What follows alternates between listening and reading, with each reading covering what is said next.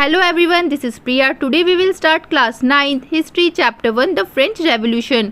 इस चैप्टर को हम एक स्टोरी के साथ स्टार्ट करेंगे तो लेट्स स्टार्ट।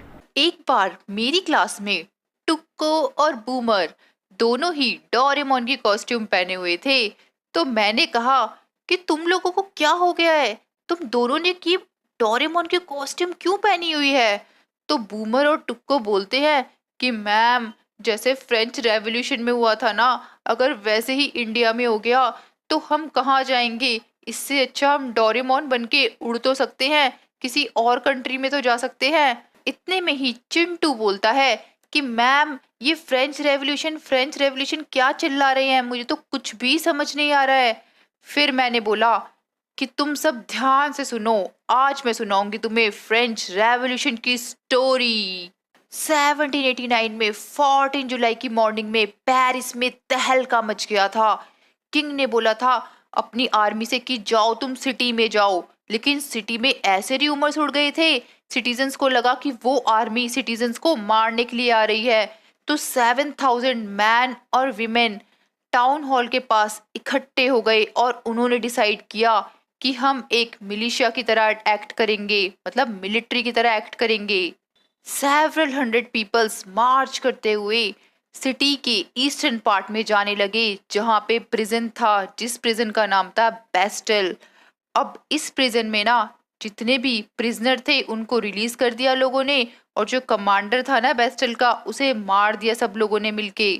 और इस प्रिजन को तोड़ने के बाद जो भी स्टोन थे वो मार्केट में बेच दिए गए, जिससे कि अगर कभी किसी को याद करना है तो वो मार्केट जाके परचेज कर सकता है उस स्टोन को। और बहुत सारे लोग प्रोटेस्ट कर रहे थे क्योंकि ब्रेड के प्राइस भी बहुत ज़्यादा हाई हो गए थे। लेकिन बहुत सारे हिस्टोरियंस बोलते हैं कि ऐसा नहीं है कि ये बस दो ही रीजन रहे हैं राजा को मारने के। राजा को मारा गया क्योंकि राजा ने बहुत ही ज़्यादा अत्याचार कर दिया था। तो वो अब हम देखेंगे कि क्या क्या अत्याचार किए थे राजा ने लोगों पे। French society during the late 18th century. बात है ये बहुत सालों पुरानी। 1774 में लुई 16 को फ्रांस का किंग बना दिया था। ये उस टाइम 20 ईयर ओल्ड थे और इनकी शादी ऑस्ट्रियन प्रिंसेस मैरी एंटोनेट से कर दी थी। जब ये न्यू किंग बन के फ्रांस में आए तो इन्होंने देखा कि अरे सारा खजाना खाली हो चुका है, कोई पैसा वैसा कुछ भी नहीं है, क्योंकि सारा मनी तो वॉर में ही लग गया था। राजा का जो महल था उसको भी मेंटेन करने में काफी पैसा लगता था, तो उसका नाम था पैलेस ऑफ वर्साइल। लुई 16 ने 13 अमेरिकन कॉलोनीज की भी हेल्प की थी, क्योंकि वो लोग ब्रिटेन से लड़ रहे थे और ब्रिटेन फ्रांस का भी दुश्मन था। तो वॉर की वजह से काफी कर्ज भी हो गया था। पहले ही बिलियन ऑफ लिवर का कर्ज था, अब 2 बिलियन लिवर हो गया। यहाँ पर लिवर करेंसी को बोला जा रहा है फ्रांस की, जैसे इंडिया की करेंसी है रुपीज। और जो उधार देते थे लैंडर्स, उन्होंने भी इंटरेस्ट काफी हाई कर दिया था लोन का। अब किंग को तो पैसा चाहिए ना, तो उसने क्या करा कि टैक्स इंक्रीज कर दिए और यहाँ पे 3 एस्टेट में डिवाइड कर दिया। फर्स्ट में क्लर्जी आते थे, सेकंड में नोबिलिटी, और थर्ड में जो बिजनेसमैन है, मर्चेंट, कोर्ट्स, मतलब जितने बाकी सारे लोग हैं, क्लर्जी और नोबिलिटी को छोड़ के वो सारे के सारे थर्ड स्टेट में आते थे। बट सारा टैक्स थर्ड स्टेट के पीपल्स को ही देना पड़ता था। क्लर्जी और नोबिलिटी तो मजे ही करते थे। उस टाइम पर फीडुअल सिस्टम भी चलता था। फीडुअल सिस्टम बोले तो जमींदारी सिस्टम। तो यहाँ पर जो पीजेंट थे ना, वो सबसे ज्यादा सफर करते थे, क्योंकि एक तो उनको टैक्स भी देना पड़ता था और ऊपर से उनके पास तो लैंड भी नहीं था। बहुत ही कम पीजेंट थे जिनके पास लैंड हुआ करता था। चर्च जो टैक्स लेती थी पीजेंट से, उस टैक्स का नाम था टाइप। और जो किंग को टैक्स दिया जाता था उस टैक्स का नाम था टाइल। और बाकी इनडायरेक्ट टैक्स भी थे, जैसे कि टबैको और सॉल्ट पे भी टैक्स लगाया जाता था। लेकिन सारा का सारा टैक्स ना थर्ड स्टेट के पीपल को ही देना पड़ रहा था। वो लोग इतना ज्यादा स्ट्रगल कर रहे थे, एक तो पॉपुलेशन भी बढ़ गई थी फ्रांस की, ऊपर से फूड की भी शॉर्टेज होती जा रही थी। सबसिस्टेंस क्राइसिस आ गए थे पूरे फ्रांस में। सबसिस्टेंस क्राइसिस मतलब होता है जब फूड की शॉर्टेज हो जाती है, लोगों को इतना भी नहीं मिलता कि वो अपना थोड़ा बहुत भी गुजारा कर पाए। अब लोगों को आ रहा था बहुत ज्यादा गुस्सा, तो उन्होंने सोचा रिवॉल्ट करना ही पड़ेगा। तो थर्ड स्टेट में जो एजुकेटेड पीपल थे ना, जैसे कि merchant, lawyers, manufacturer, administrative officials, तो इन्होंने न्यू न्यू आइडियाज दिए और लोगों को कि हमें कैसे रिवॉल्ट करना चाहिए, क्योंकि ये लोग भी यही सोचते थे कि बर्थ के बेसिस पे आप किसी को प्रिविलेज नहीं दे सकते हो। मतलब कि अगर से राजा है तो राजा के बेटे को ही राजा ही क्यों बनाया जाएगा, जिसपे क्वालिटी अच्छी है उसको बनाओ ना आप राजा। कुछ फिलोसोफर्स भी थे जो इन लोगों के सपोर्ट में थे, जैसे कि यहाँ पे बताया गया है फर्स्ट नेम जॉन लॉक। इनकी जो बुक थी टू ट्रीटीज ऑफ गवर्नमेंट, तो उसमें इन्होंने लिखा था कि मोनार्क सिस्टम को हटा देना चाहिए, राजा का ही बेटा राजा नहीं बनना चाहिए।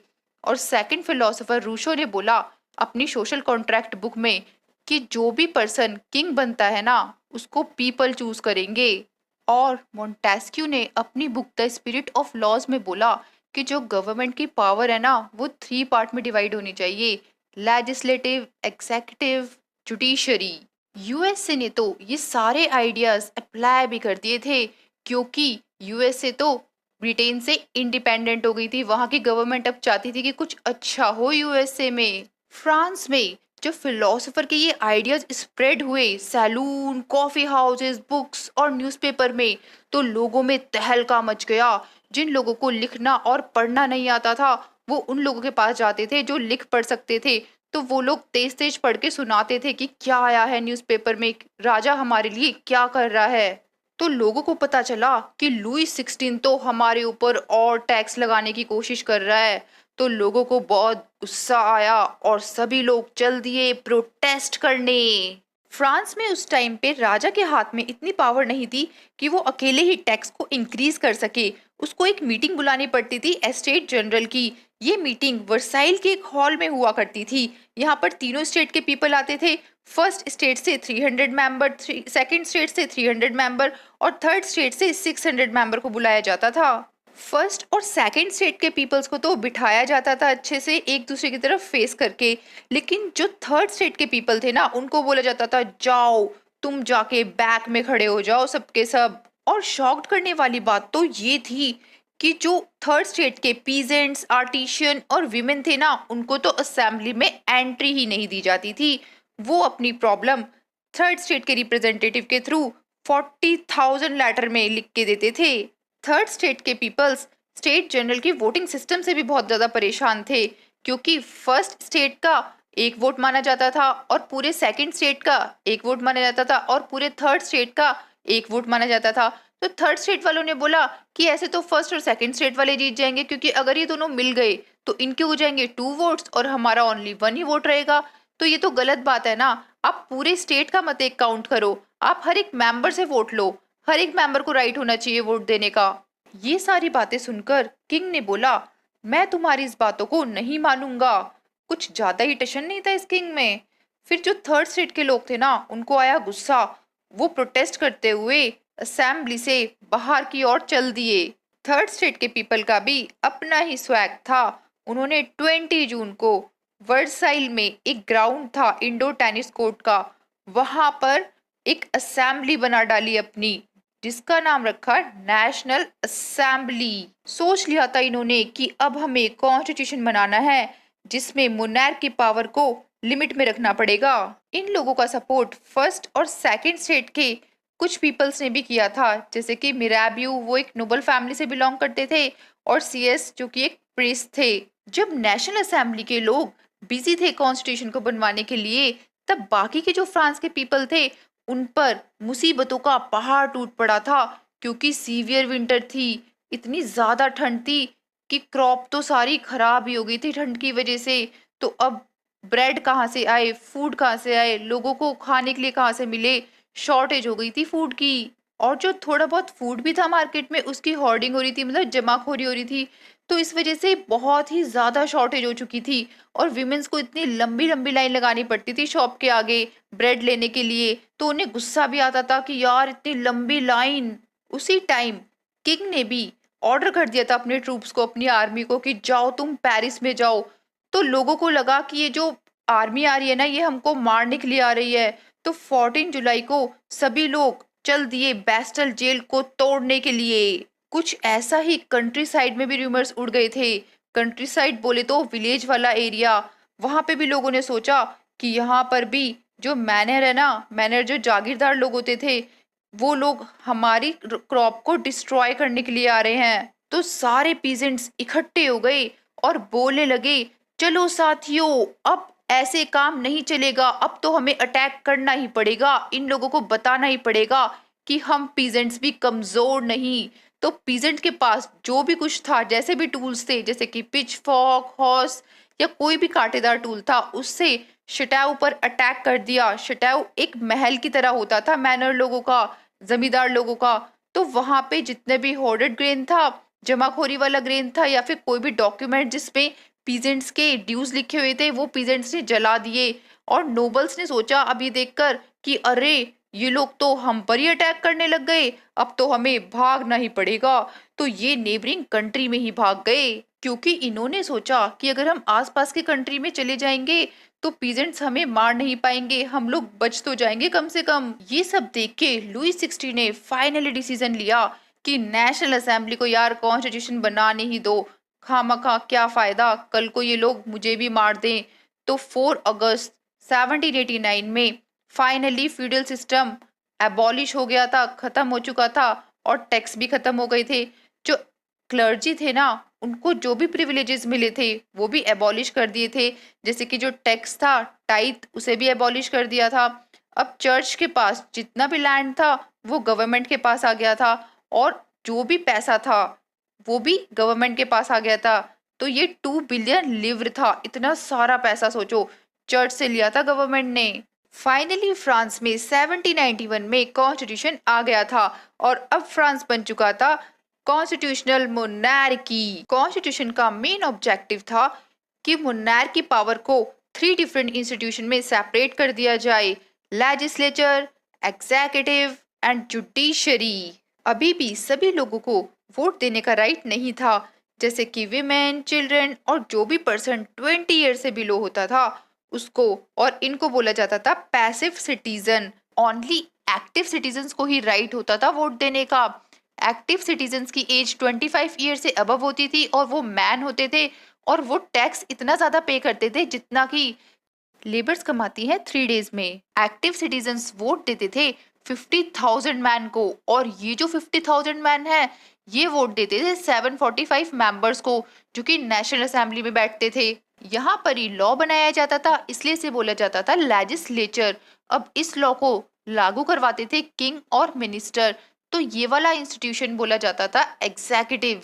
थर्ड इंस्टीट्यूशन था जुडिशरी, जो कि जज करता था कि क्या लॉ अच्छे से अप्लाई हो रही है या नहीं हो रही है। कॉन्स्टिट्यूशन की वजह से सभी सिटीजन्स को काफी सारे राइट्स मिले थे, जैसे कि right to life, freedom of speech, freedom of opinion, equality before law. और स्टेट की ये ड्यूटी थी कि वो सिटीजन्स के इन राइट को प्रोटेक्ट करे। अब फ्रांस में से मोनार्की भी खत्म होने वाला था, और फ्रांस बनने वाला था रिपब्लिक।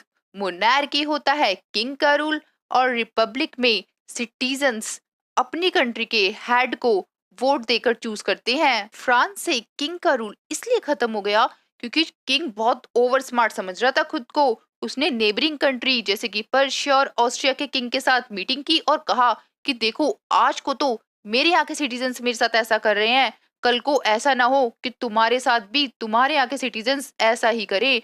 तो नेबरिंग कंट्री के जो किंग थे ना, पर्शिया और ऑस्ट्रिया के, उन्होंने सोचा यार बोल तो सही बात रहा है, कल को ऐसा ना हो कि हमारे साथ भी ऐसा ही करे सिटीजन्स। ऐसा करते हैं, अपने यहाँ की आर्मी फ्रांस में भेजते हैं, और जो भी किंग के ऑपोजिट है वो आर्मी उन सारे सिटीजन्स को मार ही डालेगी। जब ये बात नेशनल असेंबली के पीपल को पता चला तो उन्होंने कहा, अच्छा बच्चों, हमसे पंगा, हम अब करेंगे तुम्हारे साथ वॉर। तो अप्रैल 1792 में पर्शिया और ऑस्ट्रिया ने जो भी आर्मी भेजी थी उससे लड़ने के लिए तैयार हो गए थे नेशनल असेंबली के सारे लोग। अब फ्रांस के लोगों में देशभक्ति जाग गई थी, तो रोजी लीसॉ ने पेट्रियोटिक सॉन्ग गाया, मार्शियस, और अब ये सॉन्ग नेशनल एंथम बन चुका है फ्रांस का। जब ये वॉर हो रहा था तो पीपल को इकोनॉमिक डिफिकल्टीज फेस करनी पड़ रही थी, क्योंकि मैन तो सब चले गए थे वॉर में, तो विमेंस को ही घर भी देखना पड़ रहा था, और वो बाहर भी जाके काम करती थी जिससे कि मनी अर्न कर पाए। ज्यादातर लोग ये चाहते थे कि इस रेवोल्यूशन को आगे ही बढ़ाया जाए, क्योंकि कॉन्स्टिट्यूशन में ना ओनली रिचर सेक्शन को ही पॉलिटिकल राइट्स मिले हैं। अरे भैया, पुअर का तो सोचो, जो पुअर पीपल है उनके बारे में तो कुछ सोचना चाहिए। इसलिए पॉलिटिकल क्लब्स बनना स्टार्ट हो गए। तो इन क्लब्स में डिस्कस की जाती थी गवर्नमेंट की पॉलिसीज, और जो भी प्लान होता था कि आगे करना क्या है, वो सब इसमें डिस्कस किया जाता था।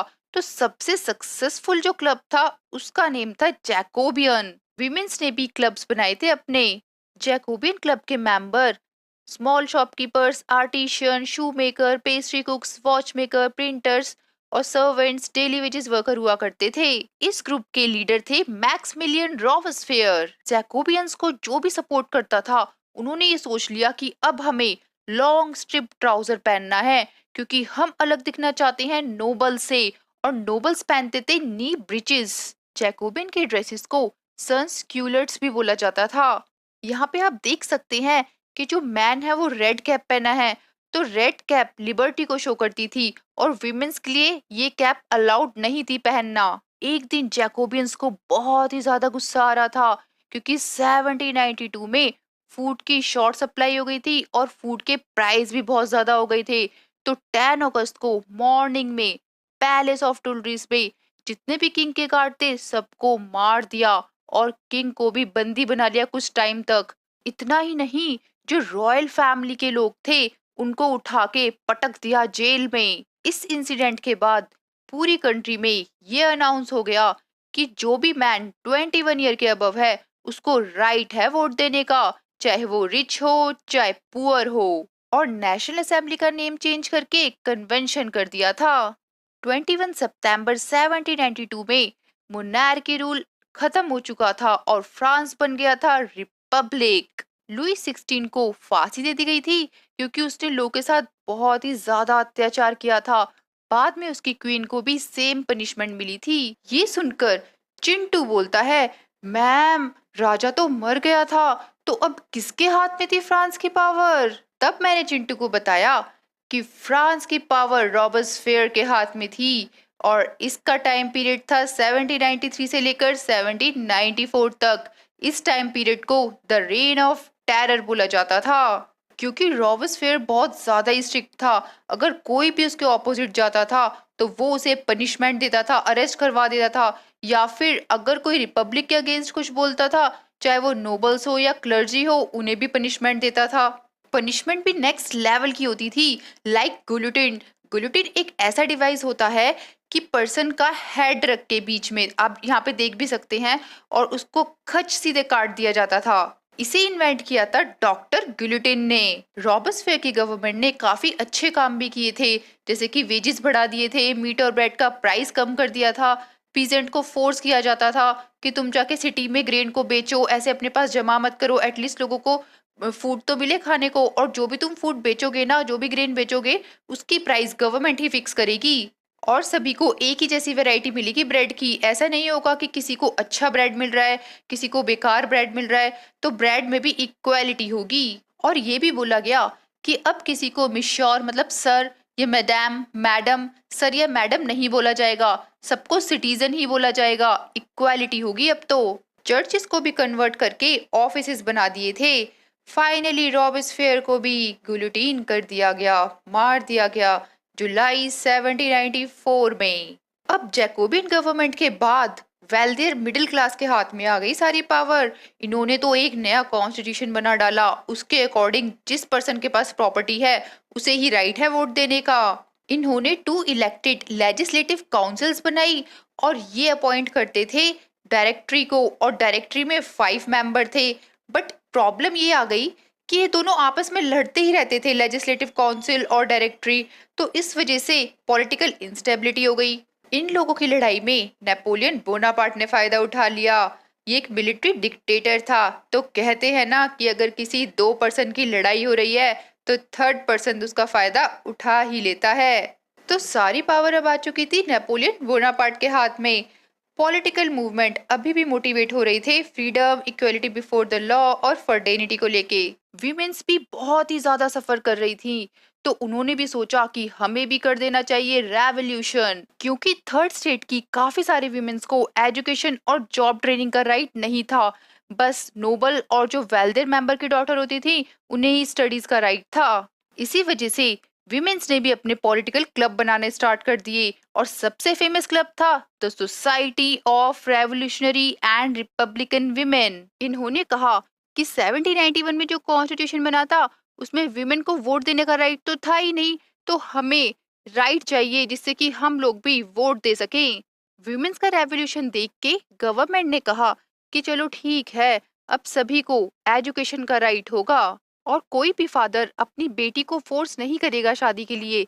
जब मन होगा तब गर्ल्स शादी करेंगी और शादी के बाद भी अगर कोई गर्ल परेशान है, उसे डिवोर्स लेना है तो वो डिवोर्स भी ले सकती है। तो विमेन्स बोलती कि चलो ठीक है, तुमने हमें इतने सारे राइट दे दिए हैं, लेकिन जो हमारा मेन पॉइंट था वोटिंग का राइट, वो हमें चाहिए और इक्वल वेजेस चाहिए, मैन और विमेन को इक्वल वेजेस मिलने चाहिए। विमेन्स का ये मूवमेंट 200 इयर्स तक कंटिन्यू ही रहा। फाइनली विमेन्स को वोट देने का राइट मिल ही गया 1946 में। ये सुनने के बाद चिंटू के माइंड में गोल गोल क्वेश्चन घूम रहा होता है। तो चिंटू बोलता है कि मैम, मैंने सुना है फ्रांस के लोग ना अफ्रीका से लोगों को पकड़ के अमेरिका में लेके जाते थे और वहां पे नौकरों की तरह काम करवाते थे। प्लीज डिटेल में एक्सप्लेन करो ना, मुझे सुननी है वो स्टोरी। ध्यान से सुनो चिंटू बेटा, तुम सही बोल रहे हो, ऐसा ही कुछ हुआ था। फ्रांस ने अमेरिका पे भी कब्जा कर रखा था। अब वहां पे जो प्लांटेशन होता था ना, प्लांटेशन के काम के लिए स्लेवरी तो चाहिए, लोग तो चाहिए। तो फ्रांस के लोग क्या करते थे, अफ्रीका में जाते थे। अफ्रीकन कोस्ट पे पोर्ट था, यहाँ पे शिप में ना अफ्रीकन पीपल को बंदी बना के, स्लेव बना के अटलांटिक ओशन के थ्रू अमेरिका में लेके जाया जाता था। फ्रांस का जो कब्जा था, मतलब जो फ्रेंच कॉलोनीज थी अमेरिका में, तो वो कैरिबियन वाले एरिया में थी, मार्निक, ग्वाडेलोप और सैन डोमिंगो में थी। इस एरिया में जो प्लांटेशन ऑनर थे ना, उन्हीं को बेचा जाता था स्लेव को अफ्रीका से लाके। टोबैको, इंडिगो, शुगर और कॉफी के प्लांटेशन में लेबर की जरूरत तो होती है, तो स्लेव से एज अ लेबर काम करवाया जाता था यहाँ पे। फिर इन सामान को सप्लाई किया जाता था यूरोप में, तो बन गया ना triangular slave trade. 18th century में स्लेवरी को क्रिटिसाइज किया गया फ्रांस में कि हटाओ यहाँ से, स्लेवरी हटाओ फ्रांस से, हम लोग बहुत दुखी हो चुके हैं। नेशनल असेंबली में इस चीज को लेके डिबेट तो हुई, लेकिन कोई फाइनल डिसीजन नहीं निकला, क्योंकि बिजनेसमैन नहीं चाहते थे कि स्लेव ट्रेड खत्म हो, क्योंकि उनका तो काम ही था ना, स्लेव को पकड़ के लाओ और मार्केट में बेच दो। बट फाइनली कन्वेंशन ने 1794 में स्लेव ट्रेड हटा दिया। दुख की बात तो ये है कि 10 इयर्स बाद नेपोलियन ने दोबारा से स्लेवरी स्टार्ट कर दी। पता नहीं क्या ही दुश्मनी थी उसकी स्लेव से। अफ्रीकन स्लेव्स को नीग्रोस बोला जाता था। फाइनली भगवान ने इन लोगों की सुन ली और 1848 में स्लेवरी एबॉलिश हो गई, हमेशा हमेशा के लिए खत्म हो गई। वैसे एक बात तो बोलनी पड़ेगी, 1789 के बाद फ्रांस में मैन, वीमेन और चिल्ड्रंस की लाइफ काफी अच्छी हो गई थी। लिबर्टी एंड इक्वालिटी के आइडियाज को भी ज्यादा प्रेफरेंस दी जाती थी और 1789 में तो सेंसरशिप भी एबॉलिश हो गई थी। सेंसरशिप मतलब होता है एक रिस्ट्रिक्शन लगा देना, एक तरीके से कोई भी return material like books, newspaper हो या फिर कोई कल्चरल एक्टिविटी है, प्लेज है, तो उसको करने से पहले किंग से परमिशन लेनी पड़ेगी। इस परमिशन को ही बोला जाता था सेंसर। बट 1789 के बाद ये सब कुछ खत्म हो चुका था। अब लोग फ्रीली न्यूज़पेपर में, पैम्पलेट्स में, बुक्स में कहीं भी कुछ भी प्रिंट करा सकते हैं। इतना ही नहीं, freedom of speech and expression के राइट भी मिले थे सिटीजन्स को। चिंटू के माइंड में फिर से एक डाउट। चिंटू बोलता है, मैम नेपोलियन बोनापार्ट का क्या हुआ? बेटा चिंटू, तुम ज्यादा इंटरेस्ट ले रहे हो हिस्ट्री में। नेपोलियन बोनापार्ट 1804 में फ्रांस का एम्परर बन गया था। इसने आसपास की काफी कंट्री को भी जीत लिया था और इंट्रोड्यूस करे थे कुछ लॉज, जैसे कि प्रोटेक्शन ऑफ प्राइवेट प्रॉपर्टी और a uniform system of weight and measures. पहले तो लोगों को लगा कि नेपोलियन कुछ अच्छा करेगा लोगों के लिए, बट बाद में देखा तो ये अपनी आर्मी से लोगों पर ही अटैक करवा रहा है। फाइनली 1815 में वाटरलू की वॉर में ये हार गया था। फ्रांस को ना ये मॉडर्न बनाना चाहता था। वर्ल्ड में काफी सारी कंट्री फ्रेंच रेवोल्यूशन से इंस्पायर हुई थी कि अगर वहां चेंज हो सकता है तो हमारी कंट्री में क्यों नहीं। इवन इंडिया में टीपू सुल्तान और जो राम मोहन रॉय थे, वो भी फ्रेंच रेवोल्यूशन के आइडियाज को सपोर्ट करते थे। ये थी इस चैप्टर की शॉर्ट स्टोरी। ये कोई ऐड नहीं है। आपको एक बहुत ही इम्पोर्टेंट इन्फॉर्मेशन देनी है। एजुकेशन को इजी और अफोर्डेबल बनाने के लिए हमने एक इम्पोर्टेंट स्टेप लिया है। आपके लिए हमने रेडी करा है स्पेशल कंटेंट जो आपके एग्जाम में बहुत हेल्प करेगा। इसमें आपको मिलेंगे चैप्टर वाइज टेस्ट पेपर, हर चैप्टर के नोट्स, साथ में कंबाइंड टेस्ट पेपर्स और प्रायोरिटी डाउट क्लियरिंग। इसके साथ साथ और भी बहुत सारे बेनिफिट्स आपको मिलने वाले हैं, सिर्फ और सिर्फ 299 के मेंबरशिप प्राइस में। सब्सक्राइब के साथ में ज्वाइन के बटन पे क्लिक करके आपको ये मेंबरशिप परचेज करनी है। ये प्राइस लिमिटेड टाइम के लिए है। अरे वाह भैया, इतने कम प्राइस में इतनी सारी चीजें, मैं तो अभी मेंबर बन जाता हूँ। अब हम करेंगे इस चैप्टर के मैप। तो चलते हैं फटाफट से वर्ल्ड मैप में। वर्ल्ड मैप में सबसे पहले हम देखेंगे यूरोप को। यूरोप में ही तो है फ्रांस। आप देख सकते हैं यहाँ पे मैंने यूरोप के मैप में फ्रांस को सर्कल किया हुआ है। तो अब चलते हैं फ्रांस में। फाइनली हम फ्रांस में आ ही गए। तो सबसे पहले मैं जाऊंगी पेरिस में। यहाँ पे ही फ्रेंच रेवोल्यूशन स्टार्ट हुआ था। नेक्स्ट नॉन एंड बोर्डाओ। अरे ये तो वही पोर्ट सिटी है जहाँ पे स्लेव ट्रेड होता था। बेचारे स्लेव्स को बेच दिया जाता था यहाँ। तो आपको ये दोनों पोर्ट अच्छे से लर्न करने हैं। नेक्स्ट हम जाएंगे फ्रांस के साउथ वाले एरिया में। यहाँ पे मार्शे आपको दिख रहा है, ये लिखा हुआ है, तो ये भी इम्पोर्टेंट है। ये एक टाउन था साउथ ऑफ फ्रांस में। तो ऐसे आपसे क्वेश्चन भी पूछे जा सकते हैं। इस पूरे चैप्टर में ये 4 प्लेसेस मोस्ट इम्पॉर्टेंट है मैप वर्क के लिए, तो इसको अच्छे से लर्न कर लेना। आपके एग्जाम में क्वेश्चन कुछ इस तरीके से भी पूछा जा सकता है, जैसे कि locate and label the following regions on the given outline map of France. First, Bordeaux, a port city of France related to slave trade. Second, नान, a port city related to slave trade. Paris, a city of France where France Revolution occurred. Fourth, Marchy, a town in south of France or region not affected by Great Fear. I hope अब आप इन सभी places को map में अच्छे से label कर सकते हो। अगर आपको एग्जाम में फिजिकल मैप दिया जाए फ्रांस का, तो उसके लिए भी एक ट्रिक है। देखो, पॉलिटिकल मैप में हम ऐसे लाइन ड्रॉ करेंगे एक, फिर एक ऐसे लाइन ड्रॉ करेंगे। तो इसके पास में है ना, ये देखो पेरिस है, और जो पोर्ट सिटी है वो तो हमें पता ही है, नांस और बोर्डो। और मार्शी का तो हमें ऐसे ही लर्न हो जाएगा क्योंकि ये तो एकदम अलग ही है फ्रांस के साउथ में। आप मुझे कमेंट सेक्शन में बताइए कि इन 4 प्लेसेस में से आपको सबसे अच्छी प्लेस कौन सी लगी है। ये थी इस चैप्टर की स्टोरी। अब देखना ये है कि सबसे पहले इस क्वेश्चन का आंसर कौन कमेंट बॉक्स में बताता है मुझे। And please like this video and share with your friends. Thank you.